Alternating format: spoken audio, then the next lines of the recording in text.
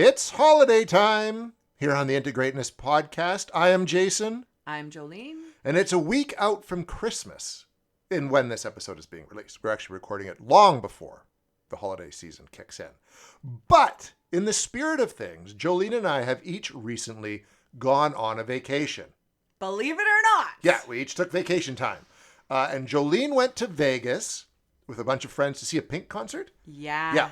And I went by myself to a cabin in the woods on a lake alone. Oh, yeah. So put that in your pipe and smoke it. See, yeah, it's total different. There is the extroverted experience and the introverted experience. Yeah, which sums up our personality types rather well. Really does. And I've been quite introverted for quite some time now, and I have not had a chance to have extroverted vacations like that. So that was almost shell shock to me.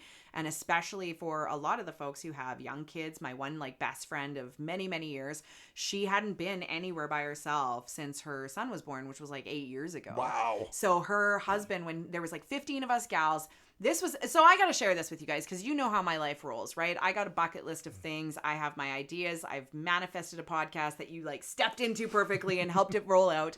But I had a really nice established bucket list that I'm always looking at. And going to Vegas was one of the things I always wanted to do. And I never went in my early 20s. Thank God for me. Actually, I think about it. My ex had a gambling problem, so it was never anywhere I wanted to go as a couple if I wanted to avoid conflict. And it just never became a vacation I had an opportunity to take. And everyone's like, you haven't been to Vegas, Jolene? Right? Mm-hmm. Surprising. I know. So I was looking at my list one night in November last year and I was like, man, should I take this off the list? Is it even on my list anymore? Because initially I had handpicked 4 friends that we were all good friends back in our 20s. And I was like, we should all do Vegas for our 40th. We're all very different places in our life. And it never panned out. And I spent my 40th by myself with a bottle of champagne, last year, 2 years, I don't know, whenever that was. So anyways, I'm literally looking at my list. And then the next day, I left it there. The next day, I'm having my nice bath, 10 o'clock at night. My one friend of many, many years messages me and says, so-and-so wants to go to Pink in Vegas. Do you want to join us? And I was like, fuck yes, I do. And I went back to my bucket list and I wrote down October 2023, bitches, right? So there's 15 of us. I only knew a handful of the women, and we had this group chat for almost a year and slowly planned this trip. It finally rolled out, and there was a core group of 4 to 6 of us. We all showed up at different times essentially. So it was nice that there was small pockets of us, but then also a large group, so everyone could always go and do something or Yep. It was awesome to do it that way. It reminds me of group destination weddings where you always got somebody to hang out with essentially, right? And it was just the best time.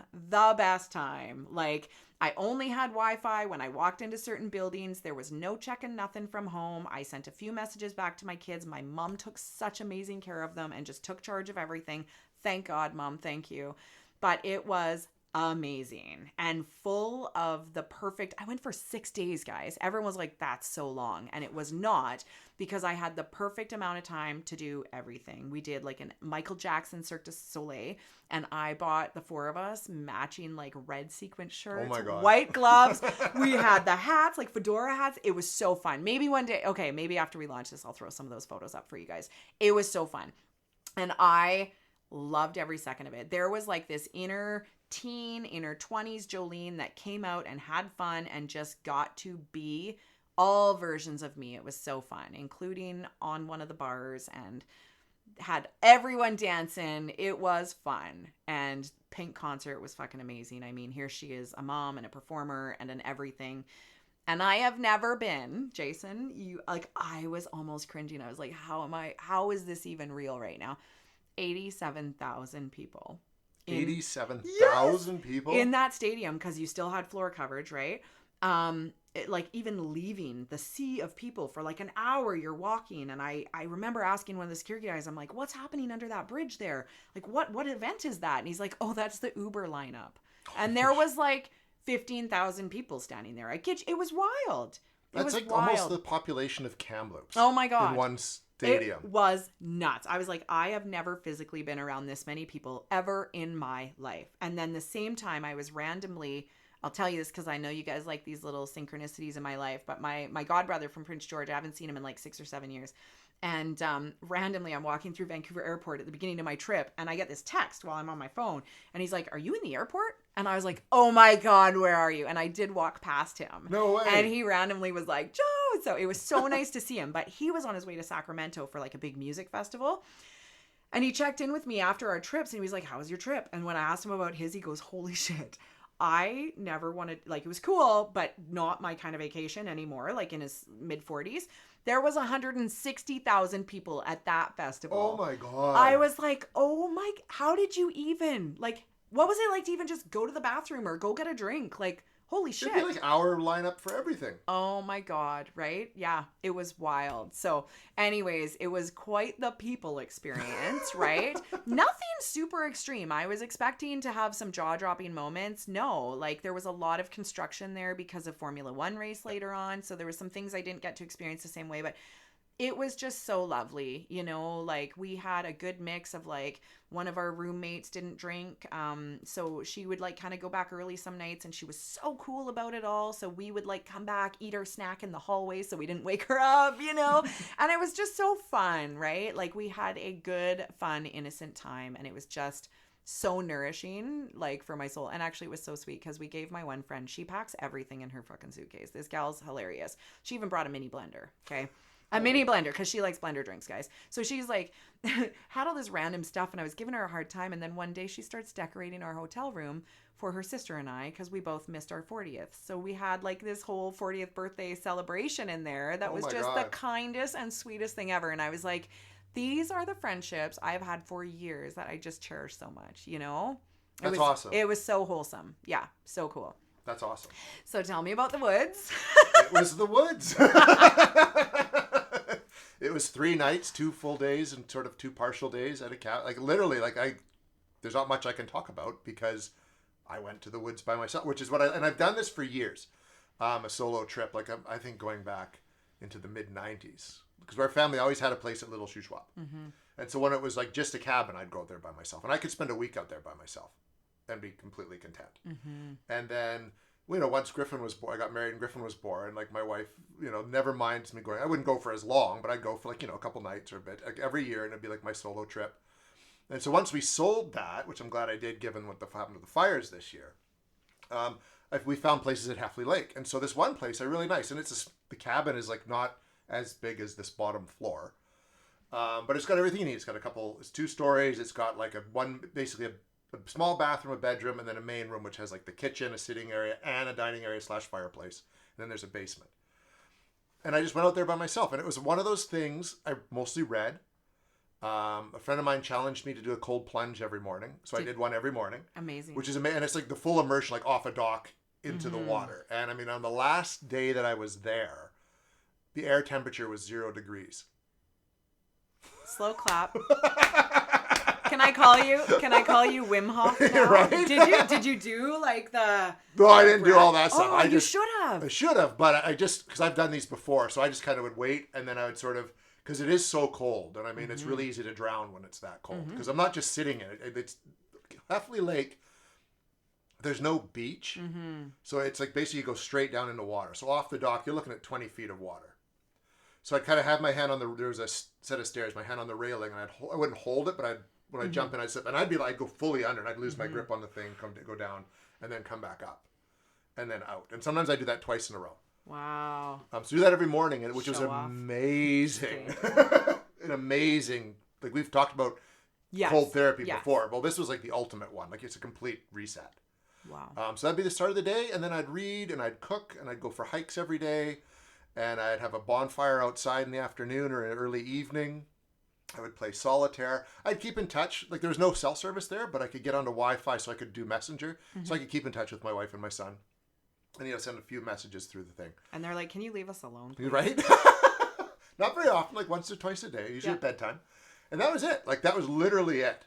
I love it. For that entire time. And it was probably the best one I've ever had because I was 100% completely comfortable. And in terms of like, because I'm empathic, it was the first time I can really count that I felt nothing except what I was feeling. That's amazing. Which was usually just quite content, calmness, not riled up, nothing. Like Just no anxiety being. even, no anxiety even at all. Just being. Yeah, completely. Yeah, like the still waters before completely anybody still. fucks with it, before the wind fucks with it. Yeah, completely still the entire time. I ain't hating on his little vacation because I honestly started to embrace that. And I had the luxury of last year on the days that my kid's dad would take them in the summertime, like there would be some weekends that he would take them. And I would purposely, this is when I started to schedule time off and not work during those days because I used to work anytime I didn't have my kids, right? So I would go out to our cabin, which is no longer, I just actually made a reel of all my summer photos because I'm so behind on posting my photos on my personal pages. And I was just so tearful because that is no longer the place we can go to right now. But I would go out there by myself, which is not something I would have done years ago, right? And I used to do the same thing. I would be there all by myself. Again, there's people around. I don't talk to them though, but I would be there all by myself. I would do yoga on the deck. I'd have my coffee by myself. I'd go for a paddleboard. I'd go out for a boat, and just do my thing and talk to nobody and listen to music or do whatever the fuck I wanted. And it was so peaceful. Yep. So peaceful. And at the pace you want. Oh my God, you don't eat when everyone's hungry. Eat when you're hungry. Which I mean, for me is I like that. It's not that I'm against family dinners or anything. No, but when your body needs it. You eat. Yes. Whether it's at 3 o'clock in the afternoon or 9 o'clock at night. Absolutely. Yeah. Right? I used to go out. I used to buy a steak and a bag of salad, and I could cut the steak in half and cook half of it for dinner the one night and have half the salad and half the other night. I'd take 2 yogurt cups out for breakfast, right? Like it was so easy. And like, I don't know, like a 40 a gin. Yep. I'm just kidding. I'm just kidding. I didn't even need that. Like it was just so peaceful, right? Like, yeah, that's amazing, Jason. It is. And it was like, I've never had that level of stillness or peace before. And it was just so nice to finally be there where I could actually do it and really appreciate it. And I neither, like quite often, when I would come back to town, even after that many days, it wasn't enough. Like I needed more time out there. But this time I was like, you crave it. I could go back or I could stay. There was an indifference to whatever happened next, which I kind of liked that too. And when I came back to town, I wasn't instantly like hating being back in town. That's how you know you're truly nourished, right? Like if you leave a restaurant and you're still hungry, right? I hate that. Yeah. So this is where you're like, I'm not over full and I'm not still hungry. I'm like nicely satiated. So my question, Jason, is how can you, like, does your wife have that in her life? Does she have a place she goes and feels that level of peace and calm? And it's funny because she did a solo trip out of the exact same place 2 years ago. And she was fine in the daytime, but not at night. Oh. Like being alone out there at night, especially it was like the same time of year out just after Thanksgiving. And it's cold and it's dark early. Yeah. And there's no one around. She couldn't handle that. Yeah. Could not handle that. And she likes her electronic toys and her games and her shows and all that. So I think to not have that. So for her, a hotel visit. A hotel visit or me taking my son somewhere and she just having the place here for a couple days. Yeah, even that though. But then you're home. And that's what I found. I can't relax like that here because I always see something that needs to be done. So she needs an Airbnb that's not woodsy probably. Yeah, a non-woodsy Airbnb or a hotel somewhere. Yeah. Kind of thing. She did a John Mayer concert earlier this year. She just went off and did that by herself, which was great. So stuff like that. Yep. So I've talked about that. And we're trying to work that so that she has that kind of little escape too. Totally, right? To feel, because that complete reset there, like, is so important if you can find that sweet spot, right? Yeah, no, that's really neat because sometimes you can source that out for yourself, but if your partner hasn't sourced that or found the importance of it, they can inadvertently hold resentment for you taking that. So that's why it's helpful to help your partner find their sweet spot. Yeah, which we've been doing that the last few years. Very cool. To really find a place for her. Like this was, and the John Mayer thing, she came down at like 2 in the afternoon and she's like, I just found out there's a John Mayer concert in Vancouver at 7 o'clock tonight. Do you mind if I go? And I'm like, yeah, go. Amazing. Just go. You know what I mean? Like figure it out, go. Just go. Griffin and I are fine. You know? Yeah. So it's stuff like that. Oh, that's very cool. So as we roll into now the holidays, they are everything but a holiday, right? We take time off. We overextend ourselves. We overindulge. We've talked about this lots, right? We try and cram all of it into a single time. Any vacation we take, essentially, we're cramming so much in. I joke, I'm like, we need a vacation from our vacation, right? Yep. So it is this funny thing. Like, I feel like we should even just change what the word vacation means to us, right? It is a time to engage in increased activity for pleasure. We need to like Yeah. increased activity for pleasure because Or go essentially- somewhere and cram as much into the 2.5 days you have there as you humanly can. Totally, right? Like a weekend is actually not that much of a vacation when we're cramming it full of all the things we can't do during the weekday. So we can find, going back to last week, cognitive dissonance of I'm supposed to be relaxing right now, but it's way more work than it should be, right? This is the classic, do we do all inclusive or go somewhere where the wife still has to cook? I don't know if it's always the wife, guys, but you know, it's a common complaint I hear, where somebody still has to cook and grocery shop. Is it truly a vacation at that point, right? Or do you just stay home? No. Where nothing's different. Yeah. Right? But that's what people do. A lot of people take staycations now because, Yeah. well, I'm off, so I'm not going somewhere, which puts that extra stress and pressure on.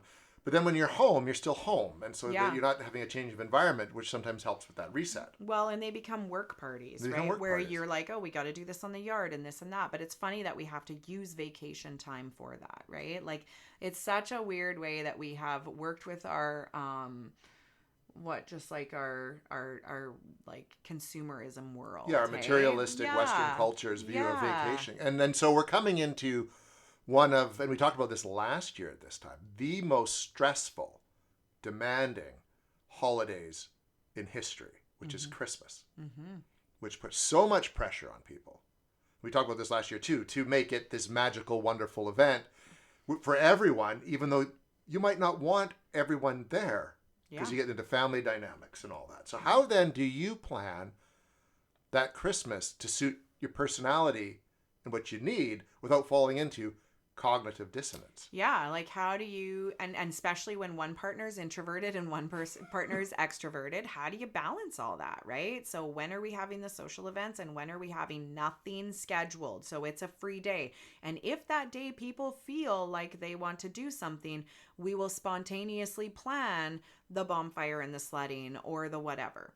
So maybe it's a balance of half structured days and half non-structured days, right? Or I don't know, do people rock, paper, scissors for what they get to do, right? Or who they're, I mean, this is one of the biggest things is what family members do we go and be with? And there's some bittersweet decisions to be made there because you don't want to miss out on seeing everyone, but at the same time, you also don't want to miss out on just having that quiet day at your house in your pajamas, watching your kids play with their things, or finally saying, wow, you know what? I always used to do a turkey, but now it's just me and my partner. And I guess I don't have to anymore. No, you don't. You can have whatever you want at that point, right? But then sometimes people miss that and then they go, but that's sad because I love that part, you know? Like, it's so conflicting.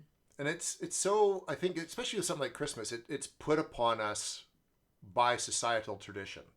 This is what you do at Christmas. Yeah. And that's just the way that it is. And I find that gets people caught up when really you can make of that holiday whatever you want it to be.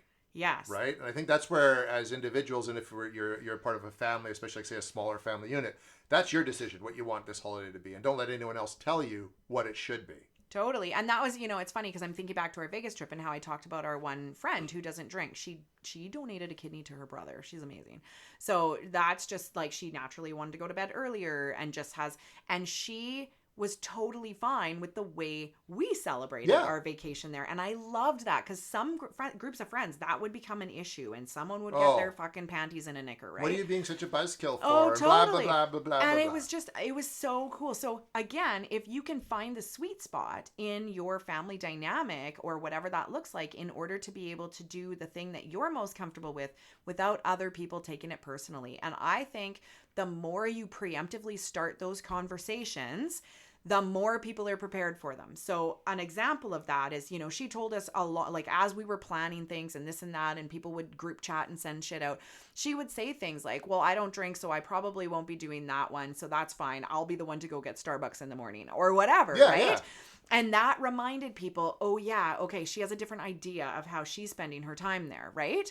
So, it didn't put anyone's, not that it would put anyone's backs up, but that would be the thing. It wouldn't put anyone's back up when it happened in the time. So for example, if you were supposed to go home for Christmas and, you know, you're saying to your parents, I'm not sure what I'm doing at Christmas yet. I do have some friends I want to prioritize time with. I kind of have like a event that I want to do here, and I've got only a couple days off work, so don't plan around me. I'm not quite sure what's happening yet, especially if you've gone home every year. Your parents or whoever would think, why wouldn't they come this year?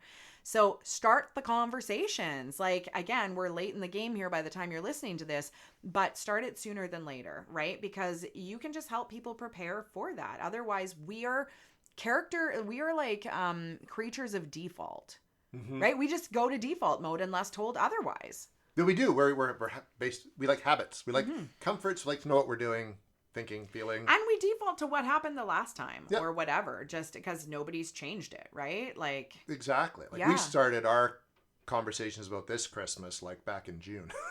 Right? Like, you know what I mean? Because you know that this is a touchy area for you guys, and you've tweaked it every year, right? Yeah, and and we're getting more and more to suiting us as a unit of 3 than anything else, which I think is the smart way. Like we even had Jess's aunt and cousins, you know, she reconnected with them really over this past summer. You know, we want to do Thanksgiving together, which was great. They came for Thanksgiving, and then they wanted to do Christmas together. And my wife actually said, we don't travel in the wintertime. Yeah. Just said that right away. So she's like, you're welcome to come to us if the roads are good, but we're not going anywhere. Perfect. And that takes an extra stress off. It's there. And it's not you, it's me, right? Yeah. Yeah, totally. I love that. And I think like if you were to think of some of the most like unconventional ways that people are starting to make different decisions, a lot of people are starting to do potlucks now. So not one person's, in charge of it. They rotate households. If there is a matriarch of the family who always hosts the dinner, please look at the new family members in your life and see if they would like to host. Yeah. There are new wives coming into your family, perhaps, who are excited to be a host. They watch Jillian Harris and they have fucking Pinterest ideas, and maybe they want to take that on. You know, I work with a gal who they went for Thanksgiving to her son's place, and it worked out better because there was a whole bunch of other things that weren't lining up for them, like a sick dog and things like that. Everyone was way less stressed, but they went out of town and went to the son and daughter-in-law's place, and it was amazing, right? And like, please let somebody else take that tradition as well, or share it, right? And I've helped a lot of families where they like hated the stress it put on the mom and how grumpy it was and this and that. And I said, why don't you and your siblings preemptively plan who's doing Thanksgiving, who's doing Easter, and who's doing Christmas? And ask your mom if you could have the privilege of hosting, because you know how amazing she felt to do it for so many years that you want a chance to feel that. And when you can reframe it that way, it's really beautiful. And you can change the dynamics of a family gathering tenfold by doing that. Because now what happens when you walk into that parental-led home as an adult, you replay old stories of when you were 5 years old, 10 years old, and your mom was cooking dinner in a rush and this and that. All of that flips upside down, and you get brand new dynamics in a family. Yeah. It's new layers of respect. Yeah. Right? Yeah, respect, appreciation. And sometimes just because the matriarch has always done it doesn't mean she wants to keep doing it. But nobody asks her, are you sure you're comfortable still hosting this, even though you're like 75 now? Yeah, and it doesn't mean and sometimes she won't want to give it up because worth and productivity and value, right? So being able to take that on, show her what she's taught you, and then also wait on her, because she's probably been serving people and self-abandoning for many, many years. Yeah. Serve her. Let her know it's okay, right? Yeah. And then people who take trips. They take their family on trips instead of presents, instead of anything. They're like, we going to Mexico. Or Disney World, or wherever, right? Yeah. Which that's good too. So let us know what your Christmases are like and are changing like in the comments of this episode. Yes. We're planning to do like a episode about people's comments. Actually, about that. Yeah. And you know how we're going to do that? We're going to be drunk. Which is coming up next week. Oh, you guys are going to be able to have like fresh family entertainment, right? If you want them coming around more, you can either play our podcast, right? Or if you don't want them coming around more, you could play our podcast and see how that rolls, right? And you can have your process of elimination based on how well they receive us. I think that's a good way to do it. Right? Because you do spend 30 minutes a week with us. Yeah, exactly. And it would be so uncomfortable to sit in the cognitive dissonance of having your integrateness belief system challenged by serving people who don't like to fucking listen to us. Exactly. Right? All right. So, yes, next week is the Drunken Christmas episode. We're back in 2 weeks at the beginning of the new year, which is what, 2024? Holy Hannah. I know, right? So until then... That's bananas. So until then, it's ho, ho, ho. I'm Jason. I'm Jolene. I'm not a hoe, though. Talk to you in 2024.